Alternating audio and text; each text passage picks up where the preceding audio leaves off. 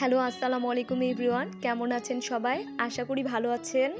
আমি আজ আমার চ্যানেলে আপনাদের দেখাতে চলেছি যে বাড়ির আঙিনায় কিভাবে ইকুরিয়াম পদ্ধতিতে রঙিন মাছ চাষ করা যায়। এটা আসলে খুবই ইউনিক একটি পদ্ধতি যেটা কিনা একটা ছোট ভাই আ তৈরি করেছে তার বাড়ির আঙিনায়। তো হচ্ছে এই প্রজেক্টটা তার শুরু করার প্রায় ২ থেকে ৩ মাস হয়ে এলো।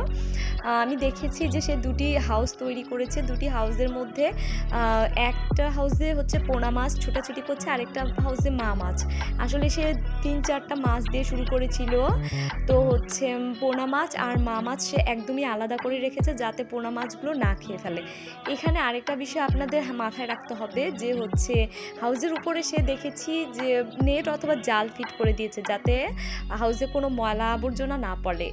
এটা আপনাদেরও মাথায় খেয়াল রাখতে হবে।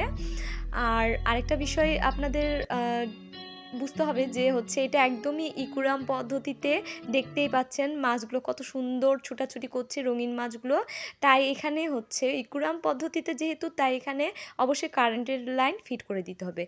আরেকটা আ বিষয় যে দেখেন যে হাউসে কত সুন্দর শ্যাওলা জমেছে। শ্যাওলা হচ্ছে মাছেদের একটি প্রধান খাবার।